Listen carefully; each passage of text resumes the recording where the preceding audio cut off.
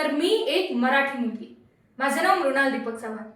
तुमचे माझे नाते हे मराठीपणाचे, कारण तुमची माझी भाषा एकच.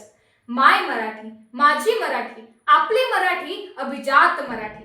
52 प्रकारच्या बोलीभाषांचा वारसा लाभलेली, त्यांच्या गोडीने व संस्कृतीने साज शृंगार चढवलेली ही माय मराठी कवी सुरेश भट्टांच्या कवितेमधून व्यक्त होते ती अशी: आमुच्या मनामनात दंगते मराठी, आमुच्या उराउरात स्पंदते मराठी, आमुच्या नसा नसात नांदते मराठी, आमुच्या रगा रगात रंगते मराठी, लाभले आम्हास भाग्य बोलतो मराठी, जाहलो खरेच धन्य ऐकतो मराठी, जाहलो खरेच धन्य ऐकतो मराठी. या माय मराठीने जसे सुरेश भट्टांसारखे कवी घडवले, तसेच तिने संतांनाही वाणी दिली. संतांनी माय मराठीला केवळ संवादाचे साधन न मानता तिला आध्यात्मिक प्रतिष्ठान दिले व तिला सामाजिक क्रांतीचे साधन बनवले. आपली माय मराठी ही केवळ देहवाणी न राहता ती देववाणी झाली, ती या संतांमुळेच. म्हणूनच संत ज्ञानेश्वर म्हणतात, माझ्या मराठीची बोलू कवतुके, अमृता तेही पैजा जिंके, ऐसे अक्षरे रसिके, मेळविन मेळविन. मित्रांनो, शुद्ध बीजापोटी फळे रसाळ गोमटे या ओळींप्रमाणेच आपल्या मराठी भाषेचे उगमस्थान म्हणजे जगातील सर्वात शुद्ध व अस्पर्शित भाषा संस्कृत भाषा होय. संस्कृत मधून प्राकृत, प्राकृत मधून महाराष्ट्री, महाराष्ट्री मधून जुनी मराठी व जुन्या मराठी मधून अभिजात प्रमाणित मराठी पर्यंतचा हा प्रवास सुमारे 1500 वर्षांपासून चालू होता. हजारो आक्रमणे झेलून देखील या माय मराठीने आपले मूळ स्वरूप कधीच बदलले नाही. मराठी माणसातील सहिष्णुता ही मराठी भाषेमध्येही आपल्याला पाहायला मिळते. म्हणूनच थोडे उर्दू, अरबी, तुर्की, फारसी शब्द आपली हळूच झलक दाखवून जातात. माऊली मराठीची शुद्धता व सात्विकता जपण्यासाठीचा दृष्टिकोन शिवरायांना याच मराठीने दिला व म्हणूनच शिवरायांनी राज्य व्यवहार कोश निर्माण केला. जगात सुमारे 5000 भाषा बोलल्या जातात. त्यांपैकी सर्वाधिक बोलल्या जाणाऱ्या 20 भाषांमध्ये मराठी ही 14व्या स्थानावरती गणली जाते.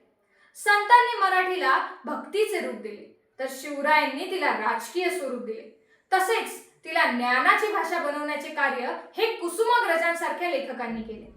माझ्या मराठी मातीचा लावा ललाट असे टिळा, तिच्या संगाने जागल्या दऱ्या खोऱ्यातील शिळा, तिच्या संगाने जागल्या दऱ्या खोऱ्यातील शिळा. नाही पसरल कर, नाही पसरल कर, कधी मागाय सदान, स्वर्ण सिंहासनापुढे कधी लवली न मान, स्वर्ण सिंहासनापुढे कधी लवली न मान. या भाषेने जसा स्वाभिमान जपला, तसाच तिने पराक्रमही गाजवला. घोरखिंडीत आपल्या मावळ्यांच्या मृत्यूला झुंजण्यासाठी उभे असलेले शिवराय पाहून बाजी प्रभूंचे ते शब्द, अरे लाख मेले तरी चालतील पण लाखांचा पोशिंदा जगला पाहिजे असो, किंवा मग मावळ्यांना लढण्यासाठी स्फूर्ती देणारे सूर्याजीचे ते शब्द, अरे तिथे तुमचा बाप मरून पडलाय, तुम्ही असे ढाडासारखे काय पळता, मागे फिरा, मी कड्यावरचे दोर कापून टाकलेत, आता एकतर कड्यावरून उड्या टाकून मरा किंवा लढून मरा. मावळ्यांना स्फूर्ती देणारे हे शब्द आपल्या माय मराठीनेच आपल्याला दिले. स्वराज्य तोरण चढे गर्जती तोफांचे चौघडे, मराठी पाऊल पडते पुढे, मराठी पाऊल पडते पुढे. या भाषेला जशी ज्ञानाची महती, भक्तीची मृदुता व पराक्रमाची कणखरता लाभली, तसेच या भाषेला विनोदाची गुदगुलीही लाभली. असे म्हणतात की मराठी भाषा जशी वळवावी तशी वळते आणि पळवावी तशी पळते. आता हेच पहा ना, माझे काका घरी येणार होते. मी त्यांना म्हटले, गाडी पार्किंगला लावून या. जेव्हा ते घरात आले तेव्हा मी त्यांना विचारले, आलात का लावून? त्यावेळी ते म्हणाले, जास्त नाही, फक्त 2 पेट. विनोदाचा भाग सोडून सांगायचे तात्पर्य असे की आपली मराठी जशी कधी कोणासमोर झुकली नाही, तसाच कुठला तहाटपणाही तिने कधी दाखवला नाही. आता एक साधा शब्द ज्याला अर्थ नाही, जो शिवी नाही, पण तिचे महत्व किती मोठे, तो शब्द म्हणजे छायला. कुठल्याही वाक्याला हा शब्द लावा, त्या वाक्यामध्ये भारदस्तपणा येतो. अशी अनेक उदाहरणे आपल्याला सांगता येतील. 1960 साली स्वतंत्र झालेल्या महाराष्ट्रातील मराठी भाषिकांना अभिजात भाषेचा दर्जा मिळवण्यासाठी वाट पाहावी लागली 3 ऑक्टोबर 2024 ची. आपल्या मराठी भाषेला अभिजात भाषेचा दर्जा मिळाला याचा आनंद तर आहेच, परंतु त्याचबरोबर त्यासाठी 64 वर्ष वाट पाहावी लागली याची मोठी खंत वाटते. आजही जर आपल्याला एखादा हिंदी भाषिक भेटला तर आपण त्याच्याशी हिंदीमधून संवाद साधायचा प्रयत्न करतो, परंतु त्या हिंदी भाषिकाने कधी आपल्याशी मराठीमधून संवाद साधायचा प्रयत्न केला आहे का? मुंबई ही मराठी भाषिकांची होती हे सांगताना आपली अस्मिता कुठेतरी हरवली आहे का?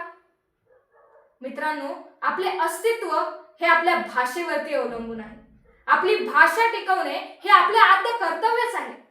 म्हणूनच मला तुम्हाला सांगावेसे वाटते, अजूनही वेळ गेली नाही मराठी माणसात जागा हो. अजून वेळ गेली नाही मराठी माणसात जागा हो. दोन मराठी मनातला चैतन्याचा धागा हो. दोन मराठी मनातला चैतन्याचा धागा हो.